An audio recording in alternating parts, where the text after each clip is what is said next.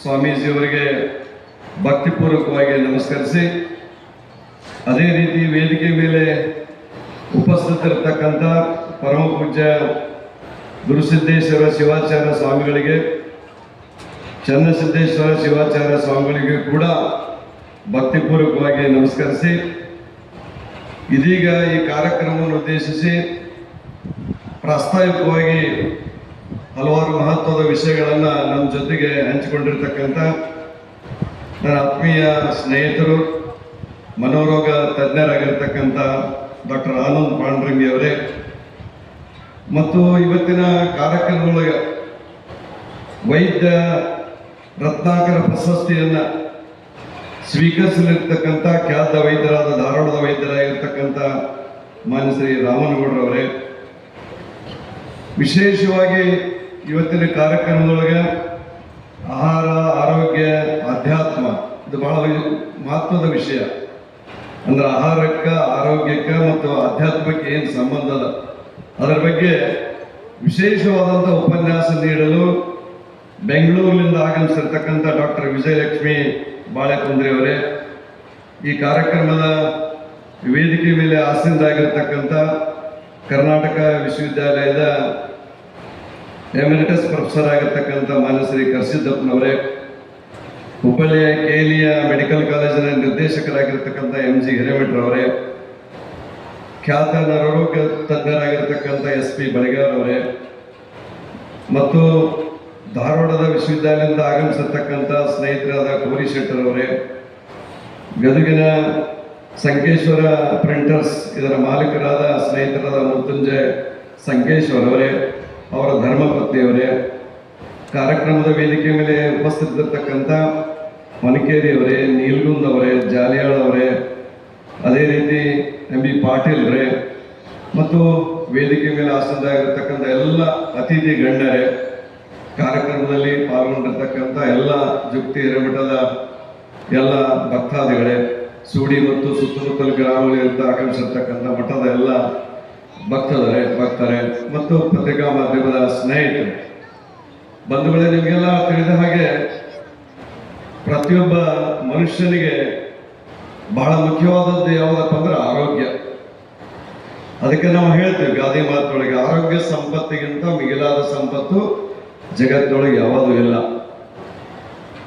ಹಾಗಾಗಿ ಇವತ್ತು ನೀವು ಆರೋಗ್ಯ ಸರಿ ಇಲ್ಲ ಅಂದ್ರೆ ನಿಮ್ಮ ಅಧಿಕಾರ ಮತ್ತು ಶ್ರೀಮಂತಿಕೆ ಇದ್ದವರ ಉಪಯೋಗ ಏನು? ಶ್ರೀಮಂತಿಕೆ ಮತ್ತು ಅಧಿಕಾರಕ್ಕೆ ಬಹಳ ಮುಖ್ಯ ಯಾವುದಪ್ಪ ಅಂದ್ರೆ ಆರೋಗ್ಯ. ಆರೋಗ್ಯ ಸರಿ ಇದ್ರೆ ಏನಾದರೂ ಜೀವನದೊಳಗ ಸಾಧನೆ ಮಾಡ್ಲಿಕ್ಕೆ ಸಾಧ್ಯ ಇಲ್ಲ. ಈ ಒಂದು ವಿಚಾರದೊಳಗ ನಮ್ಮ ಜಗತ್ತಿನೊಳಗ ಆರೋಗ್ಯಕ್ಕೆ ಬಹಳಷ್ಟು ಮಹತ್ವ ಕೊಟ್ಟಂತ ಯಾವುದಾದ್ರೂ ದೇಶ ಇದ್ರೆ ನೋಡಿ, ಜಗತ್ತಿನೊಳಗ 195 ಕಂಟ್ರೀಸ್ ಇದಾವೆ. 195 ರಾಷ್ಟ್ರದೊಳಗ ಆರೋಗ್ಯಕ್ಕೆ ಬಹಳ ಹೆಚ್ಚು ಮಹತ್ವ ಕೊಟ್ಟಂತ ದೇಶ ಯಾವುದಪ್ಪ ಅಂದ್ರೆ ಅಮೇರಿಕ ಬರ್ತದ. 2ನೇ ದೇಶ ಬರ್ತದ ಸ್ವಿಟ್ಜರ್ಲೆಂಡ್ ಬರ್ತದ. 3ನೇ ದೇಶ ಬರ್ತದ ಜರ್ಮನಿ ಬರ್ತದ. ನೋಡಿ, ಈ ಜಗತ್ತಿನೊಳಗೆ 3 ದೇಶದೊಳಗ ಆರೋಗ್ಯ ಕ್ಷೇತ್ರಕ್ಕೆ ಬಹಳಷ್ಟು ಮಹತ್ವವನ್ನು ಅವರು ಕೊಟ್ಟಿದ್ದಾರೆ. ನಿಮ್ಗೆ ಉದಾಹರಣೆಗಾಗಿ ಹೇಳ್ಬೇಕಪ್ಪ ಅಂತಂದ್ರೆ, ಅಮೇರಿಕದೊಳಗ ನಾವೇನು GDP ಅಂತೀವಿ, ನಾವು ಗ್ರಾಸ್ ಡೊಮೆಸ್ಟಿಕ್ ಪ್ರಾಡಕ್ಟ್ ಅಂತ GDP, ಆ GDPಯ 18% ಅನ್ನ ಆರೋಗ್ಯ ಕ್ಷೇತ್ರಕ್ಕೆ ಅವರು ಮೀಸಲಾಗಿಟ್ಟಾರೆ, ಖರ್ಚು ಮಾಡ್ತಾರೆ. ನೀವು ಕೇಳ್ಬೋದು ಭಾರತ ದೇಶದೊಳಗೆ ಎಷ್ಟದ ಅಂತ. ನಾವು ಆರೋಗ್ಯ ಕ್ಷೇತ್ರಕ್ಕೆ ಎಷ್ಟು ಖರ್ಚು ಮಾಡ್ತೀವಪ್ಪ ಅಂದ್ರೆ GDPಯ 1.2%. ಸೊ ಎಲ್ಲಿ 18%, ಎಲ್ಲಿ 1.2%.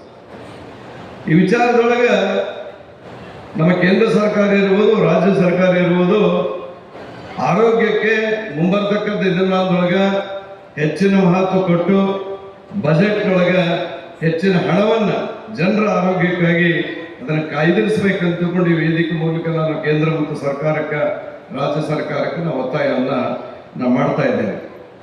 ಬಂಧುಗಳೇ, ಇವತ್ತು ನಮ್ಮ ದೇಶದ ನೆಚ್ಚಿನ ನಾಯಕರಾಗಿರ್ತಕ್ಕಂಥ ನರೇಂದ್ರ ಮೋದಿಜಿಯವರು ಅವರು ಪ್ರಧಾನಮಂತ್ರಿ ಆದಾಗ ಆರೋಗ್ಯಕ್ಕೆ ಸಂಬಂಧಿಸಿದಂಥ ಹಲವಾರು ಯೋಜನೆಗಳನ್ನು ಗಾಂಧಿ ಇವತ್ತು ಜಾರಿ ತಂದ.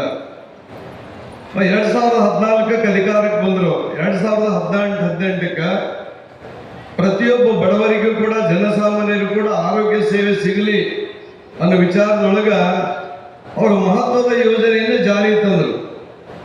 ಆಯುಷ್ಮಾನ್ ಭಾರತ ಅಂತಕೊಂಡು ಯೋಜನೆ ಜಾರಿ ತಂದರು. ಈ ಆಯುಷ್ಮಾನ್ ಭಾರತ ಯೋಜನೆ ಮೂಲಕ ಪ್ರತಿಯೊಂದು ಕುಟುಂಬಕ್ಕೆ ಪ್ರತಿ ವರ್ಷ 5 ಲಕ್ಷ ರೂಪಾಯಿ ಕೊಡ್ತಿದ್ದಾರೆ. ಇದನ್ನ ನಾವೆಲ್ಲರೂ ಕೂಡ ಅರ್ಥೈಸ್ಕೋಬೇಕು, ಇದ್ರ ಸದುಪಯೋಗ ಪಡ್ಕೋಬೇಕು. ನಾ ಹೇಳ್ತಾ ಇದ್ದೆ, ಜಗತ್ತೊಳಗ ಅಮೇರಿಕ ಬಹಳ ಖರ್ಚು ಮಾಡ್ತದಂತ. ಇವತ್ತು ನಮ್ಮ ದೇಶದೊಳಗ ಪ್ರತಿ ವರ್ಷ ಒಂದು ಕುಟುಂಬಕ್ಕೆ ನಾವು 5 ಲಕ್ಷ ರೂಪಾಯಿ ಕೊಟ್ರೆ, ಇವತ್ತು ಅಮೇರಿಕ ದೇಶದೊಳಗ ಪ್ರತಿಯೊಬ್ಬ ವ್ಯಕ್ತಿಗೆ, ಗೊತ್ತಿರಲಿ ನಿಮಗೆ, ಪ್ರತಿಯೊಬ್ಬ ವ್ಯಕ್ತಿಗೆ ಪ್ರತಿ ವರ್ಷ ಅವರು ಸುಮಾರು 14 ಲಕ್ಷ ರೂಪಾಯಿ ಖರ್ಚು ಮಾಡ್ತಾರೆ. ಪ್ರತಿ ವ್ಯಕ್ತಿಗೆ 14 ಲಕ್ಷ. ನಾವು ಒಂದು ಕುಟುಂಬಕ್ಕೆ ಖರ್ಚು ಮಾಡ್ತಿದ್ವಿ. ಈಗ ನರೇಂದ್ರ ಮೋದಿಜಿಯವರು ಪ್ರಧಾನಮಂತ್ರಿ ಆದಾಗ ಪ್ರತಿ ವರ್ಷ ಒಂದು ಕುಟುಂಬಕ್ಕೆ 5 ಲಕ್ಷ. ಹಾಗಾಗಿ ನಾನು ಪ್ರಾರಂಭದಲ್ಲಿ ಹೇಳಿದೆ, ಇನ್ನು ಸರ್ಕಾರದವರು, ಕೇಂದ್ರ ಇರ್ಬೋದು, ರಾಜ್ಯ ಸರ್ಕಾರ ಇರ್ಬೋದು, ಇದು ಆರೋಗ್ಯಕ್ಕೆ ಹೆಚ್ಚಿನ ಒಂದು ಆದ್ಯತೆಯನ್ನ ನೀಡುವುದು ಇವತ್ತು ಅವಶ್ಯಕತೆ ಇದೆ ಅನ್ನೋ ಮಾತನ್ನ ಈ ಸಂದರ್ಭ ಹೇಳ್ತಾ, ಇದ್ರ ಜೊತೆಗೆ ನಿಮ್ಗೆ ಗೊತ್ತುಂಟು, 2018 ನರೇಂದ್ರ ಮೋದಿಯವರು ರಾಷ್ಟ್ರೀಯ ಕ್ರೀಡಾ ದಿನಾಚರಣೆ ಆಚರಿಸ್ತಕ್ಕಂಥ ಸಂದರ್ಭದೊಳಗ ಹೊಸ ಯೋಜನೆಯಲ್ಲಿ ಜಾರಿ ತಂದರು. ಅದು ಫಿಟ್ ಇಂಡಿಯಾ ಮೂವ್ಮೆಂಟ್ ಅಂತೀವಿ ನಾವು. ಅಂದ್ರೆ ಪ್ರತಿಯೊಬ್ಬ ವ್ಯಕ್ತಿ ದೈಹಿಕವಾಗಿ, ಮಾನಸಿಕವಾಗಿ ಆರೋಗ್ಯವಾಗಿರಬೇಕು.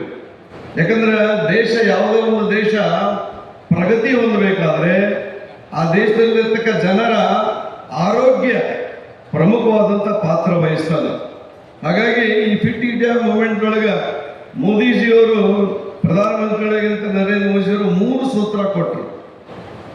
ಅಂದ್ರೆ ಪ್ರತಿ ಮನುಷ್ಯ ದೈಹಿಕವಾಗಿ, ಮಾನಸಿಕವಾಗಿ ಆರೋಗ್ಯವಾಗಿ ಇರಬೇಕಾದ್ರೆ ಏನ್ ಮಾಡ್ಬೇಕಪ್ಪ ಅಂದ್ರೆ, ಅವ್ರು ಹೇಳಿದ್ದು ಸರಳವಾದಂಥ 3 ಸೂತ್ರ. ಒಂದನೇದು ಅವ್ರು ಹೇಳಿದ್ದು, ಪ್ರತಿಯೊಬ್ಬ ವ್ಯಕ್ತಿ ಪ್ರತಿದಿನ ವ್ಯಾಯಾಮ ಮಾಡಬೇಕು. ವ್ಯಾಯಾಮ ಮಾಡೋದು, ವಾಕಿಂಗ್ ಇರ್ಬೋದು, ಬೇರೆ ಬೇರೆ ರೀತಿ ಅವರ ವಯಸ್ಸಿನ ತಕ್ಕಂಗೆ ವ್ಯಾಯಾಮ ಮಾಡಲಿಕ್ಕೆ ಬೇಕು. ಒಂದನೇದು ಅವ್ರ ಸೂತ್ರ ಕೊಟ್ಟದ್ದು. ಎರಡನೇದ್ದು, ಶುದ್ಧವಾದಂಥ ಪೌಷ್ಟಿಕ ಆಹಾರವನ್ನು ಸೇವನೆ ಮಾಡಬೇಕು. ನಮ್ಮಲ್ಲಿ ಒಂದು ಗಾದೆ ಮಾತದ, ಏನಕ್ಕಂದ್ರೆ ಊಟ ಬಲ್ಲವಾಗ ರೋಗ ಇಲ್ಲಂತ, ಮಾತು ಬಲ್ಲವಾಗ ಜಗಳಿಲ್ಲ ಅಂತ. ಹಾಗಾಗಿ ಪ್ರತಿದಿನ ವ್ಯಾಯಾಮ ಮಾಡೋದ್ರ ಜೊತೆಗೆ ಪೌಷ್ಟಿಕವಾದಂಥ, ಶುದ್ಧವಾದಂಥ ಆಹಾರವನ್ನು ಸೇವನೆ ಮಾಡಬೇಕು. ಮೂರನೇದು ಬಹಳ ಮಹತ್ವದ್ದು. ಮೂರನೇದು, ಬರೀ ದೈಹಿಕವಾಗಿ ಆರೋಗ್ಯ ಸರಿ ಇದ್ರೆ ಅದು ಸರಿಯಲ್ಲ. ದೈಹಿಕ ಆರೋಗ್ಯದ ಜೊತೆಗೆ ಮನುಷ್ಯನಿಗೆ ಮಾನಸಿಕ ಆರೋಗ್ಯನೂ ಕೂಡ ಬೇಕು. ಅದನ್ನೇ ಇವತ್ತು ಡಾಕ್ಟರ್ ಪಾಂಡುರಂಗಿ ಅವರು ಪ್ರಾಸ್ತಾವಿಕ ಮಾತಾಡ್ತಕ್ಕ ಸಂದರ್ಭದೊಳಗೆ ಅವರ ಪ್ರಸ್ತಾಪ ಮಾಡಿದರು. ಸೊ ಮಾನಸಿಕ ಆರೋಗ್ಯ ಬಹಳ ಮುಖ್ಯ. ದೈಹಿಕವಾಗಿ ಸರಿ ಇದ್ದು ಮಾನಸಿಕ ಸರಿ ಇಲ್ಲಂದ್ರೆ ನಿಮ್ಮ ಬದುಕಾಗುವುದಿಲ್ಲ. ಅದು ನೀವು ನೆಮ್ಮದಿಯಿಂದ ಬದುಕಲಿಕ್ಕೆ ಸಾಧ್ಯನೇ ಇಲ್ಲ. ಹಾಗಾಗಿ ಮಾನಸಿಕ ಆರೋಗ್ಯಕ್ಕೆ ಪ್ರತಿಯೊಬ್ಬ ವ್ಯಕ್ತಿ ಪ್ರತಿದಿನ ಕರೆಕ್ಟ್ 15-20 ನಿಮಿಷ ಆದರೂ ಕೂಡ ಧ್ಯಾನ ಮಾಡಬೇಕು, ಯೋಗ ಮಾಡಬೇಕು ಅನ್ನೋ ಮಾತನ್ನು ಅವ್ರು ಹೇಳಿದ್ದಾರೆ. ಹೀಗಾಗಿ ನಾವೆಲ್ಲರೂ ಕೂಡ ದೈಹಿಕವಾಗಿ, ಮಾನಸಿಕವಾಗಿ ನಮ್ಮ ಆರೋಗ್ಯ ಸಂಪತ್ತನ್ನು ಬೆಳೆಸ್ಕೊಳ್ಳಿಕ್ಕೆ, ಅದನ್ನು ಉಳಿಸ್ಕೊಳ್ಳಿಕ್ಕೆ ಮೋದಿಜಿಯವರು ನೀಡಿರ್ತಕ್ಕಂಥ 3 ಸೂತ್ರಗಳನ್ನು ನಾವು ಬಳಸಿಕೊಳ್ಳೋದು, ಅದನ್ನು ನಿತ್ಯ ಜೀವನದೊಳಗೆ ನಾವು ಅದನ್ನು ಅನುಸರಿಸುವುದು, ಅನ್ವಯ ಮಾಡಿಕೊಳ್ಳೋದು ಬಹಳ ಅವಶ್ಯ ಇದೆ ಅನ್ನೋ ಮಾತನ್ನು ಈ ಸಂದರ್ಭದೊಳಗೆ ಹೇಳ್ತಾ, ಕೊನೆಯದಾಗಿ ಮನುಷ್ಯಗೆ ಆರೋಗ್ಯ ಕೆಡುವುದು ಎದಕ್ರಿ? ದೇವರು ಒಳ್ಳೆ ಆರೋಗ್ಯ ಕೊಟ್ಟಿರ್ತಾರೆ. ಆದ್ರೆ ನಾವೆಲ್ಲ ಒಂದಿಲ್ಲ ಒಂದು ಕಾರಣಕ್ಕೆ, ನಮ್ಗೆ ಗೊತ್ತಿಲ್ಲ, ಒಂದಿಲ್ಲ ಒಂದು ಕಾರಣಕ್ಕೆ ನಾವು ದುಶ್ಚಟಕ್ಕೆ ಕಂಡುಕೊಳ್ತೀವಿ. ದುಶ್ಚಟಗಳಿಂದ ರೋಗಗಳನ್ನು ಆಹ್ವಾನ ಮಾಡ್ತೀವಿ. ಹಾಗಾಗಿ ನಾವೆಲ್ಲರೂ ಆರೋಗ್ಯವನ್ನು ಕಾಪಾಡಲಿಕ್ಕೆ ನಾವೆಲ್ಲರೂ ದುಶ್ಚಟಗಳಿಂದ ದೂರ ಇರಬೇಕು ಅನ್ನೋ ಮಾತನ್ನ ಈ ಸಂದರ್ಭ ಹೇಳ್ತಾ, ಕೊನೆಯದಾಗಿ ಹೇಳಬೇಕು ಅಂದ್ರೆ, ಪೂಜ್ಯ ಈ ಮಠದ ಪೀಠಾಧಿಪತಿ ಇರತಕ್ಕಂಥ ಡಾಕ್ಟರ್ ಕೊಟ್ಟೂರು ಬಸವೇಶ್ವರ ಶಿವಾಚಾರ್ಯ ಸ್ವಾಮಿಗಳು ನೋಡಿ, ಇವತ್ತು ಬರೀ ಅವರು 2 ಕಾರ್ಯಕ್ರಮ ಮಾಡಿ ಮುಗಿಸ್ಬೇಕಾಗಿತ್ತು. ಅಂದ್ರೆ ನೂತನವಾಗಿ ತಯಾರು ಮಾಡಿರ್ತಕ್ಕಂಥ ರಥದ ಲೋಕಾರ್ಪಣೆ, ಎರಡನೇದು ಪಂಚಪೀಠದ ಸ್ವಾಮೀಜಿಯವರ ಅಡ್ಡಪಲ್ಲಕ್ಕಿ ಮಹೋತ್ಸವ, ಇವೆರಡ ಮಾಡಿಲ್ಲ ಅವರು. ಇದರ ನೆಪದೊಳಗೆ ಈ ಭಾಗದ ಜನರ, ಯುವಕರಿಗಾಗಿ, ಮಹಿಳೆಯರಿಗಾಗಿ ಮತ್ತು ಜನರ ಆರೋಗ್ಯ ಸರಿ ಇರಬೇಕಂತಕೊಂಡು 5 ದಿನಗಳ ಕಾರ್ಯಕ್ರಮ ಹಮ್ಮಿಕೊಂಡಿದ್ದಾರೆ. ಇವತ್ತು ಮೊದಲನೇ ದಿನ ಕಾರ್ಯಕ್ರಮ ಇವತ್ತು ಆರೋಗ್ಯದ ಸಂಬಂಧದ ಉಚಿತವಾಗಿ ಆರೋಗ್ಯ ಶಿಬಿರವನ್ನು ಏರ್ಪಡಿಸ್ಯಾರ. ಇದು ಆರೋಗ್ಯ ಶಿಬಿರ ಏರ್ಪಡಿಸುವ ಸರಳವಾದಂಥ ಕೆಲಸ ಅಲ್ಲ. ನೋಡಿ, ನಮ್ಮ ಗದಗಿನಲ್ಲಿರ್ತಕ್ಕಂಥ medical college, KH Patil medical ಕಾಲೇಜಿಂದ ಎಲ್ಲ ವೈದ್ಯರನ್ನು ಕರೆಸಿದ್ದಾರೆ. ಧಾರವಾಡದಿಂದ SDM ಕಾಲೇಜಿನಿಂದ ಕರೆಸಿದ್ದಾರೆ. ಕ್ಯಾನ್ಸರ್ ಹಾಸ್ಪಿಟಲಿಂದ ಕರೆಸಿರ್ತಾರ. ಇವತ್ತು ನೋಡಿ ಎಂತಿಂತ ಸ್ಪೆಷಲಿಸ್ಟ್ ಬಂದಾರ, ಬೆಂಗಳೂರಿನಿಂದ ಆಗಮಿಸಿದಾರ. ದಯವಿಟ್ಟು ನೋಡಿ, ಅವರು ಸಮಾಜದ ಜನರ ಬಗ್ಗೆ ಕಳಕಳಿ, ಜನರ ಆರೋಗ್ಯ ಸರಿ ಇರಬೇಕು. ಮತ್ತು ಇವತ್ತು 5 ದಿನದೊಳಗೆ ಕೃಷಿಕರ ಸಂಬಂಧ, ಕೃಷಿಕರಿಗಾಗಿ ಕಾರ್ಯಕ್ರಮ ಅದ, ಮಹಿಳೆಯರಿಗಾಗಿ ಕಾರ್ಯಕ್ರಮ ಅದ, ಯುವಕರಿಗಾಗಿ ಕಾರ್ಯಕ್ರಮ ಅದ. ಇವೆಲ್ಲ ಕಾರ್ಯಕ್ರಮಗಳನ್ನು ಬಹಳಷ್ಟು ಪರಿಶ್ರಮ ಪಟ್ಟು ಇವತ್ತು ಹಮ್ಮಿಕೊಂಡಿದ್ದಾರೆ. ಹೀಗಾಗಿ ಅತ್ಯಂತ ಶ್ಲಾಘನೀಯವಾದಂಥ ಅಭಿನಂದನೀಯಾದಂಥ ಕೆಲಸ ಪೂಜ್ಯರು ಮಾಡಿದ್ದಾರೆ. ಹೀಗಾಗಿ ನಿಮ್ಮೆಲ್ಲರ ಪರವಾಗಿ ವೈಯಕ್ತಿಕವಾಗಿ ಸ್ವಾಮೀಜಿಯವರಿಗೆ ಇವತ್ತು ಅಭಿನಂದನೆಗಳನ್ನು ಸಲ್ಲಿಸ್ತಾ, ಇವತ್ತೇನು ಉಚಿತವಾದಂಥ ಆರೋಗ್ಯ ಶಿಬಿರದ ಈ ಶಿಬಿರವನ್ನು ಬರೀ ಸುಡಿ ಗ್ರಾಮ ಅಲ್ಲ, ದಯವಿಟ್ಟು ಸುತ್ತಮುತ್ತಲು ಇವತ್ತು ಇಲ್ಲಿರ್ತಕ್ಕಂಥ ಪ್ರೆಸ್ ರಿಪೋರ್ಟರ್ ಅದಾರ. ಪ್ರೆಸ್ ರಿಪೋರ್ಟರ್ಗೆ ಕಳಕಳಿ ವಿನಂತಿ ಮಾಡ್ಕೊತೀನಿ, ಎಷ್ಟೊಂದು ಇಲ್ಲಿ ಅರೇಂಜ್ಮೆಂಟ್ ಮಾಡ್ಯಾರ, ಇದರ ಬಗ್ಗೆ ದಯವಿಟ್ಟು ಪತ್ರಿಕೆಗಳು ಬರೀರಿ. ಸೂಡಿ ಮತ್ತು ಸುತ್ತಮುತ್ತಲ ಗ್ರಾಮದ ಗಜೇಂದ್ರ ತಾಲೂಕು ಇರ್ಬೋದು, ರೋಣ ತಾಲೂಕು ಇರ್ಬೋದು, ಎಲ್ಲ ಗ್ರಾಮದ ಜನರು ಬಂದರು ಇದರ ಸಂಪೂರ್ಣವಾದಂಥ ಸದುಪಯೋಗ ಪಡ್ಕೋಬೇಕಂತ ಕಳಕಳಿಯ ವಿನಂತಿಯನ್ನು ಸಾರ್ವಜನಿಕರಿಗೆ ಮಾಡಿಕೊಂಡು ನನ್ನ ಮಾತು ವಿರಾಮ ಬಿಡ್ತೇನೆ. ನಮಸ್ಕಾರ.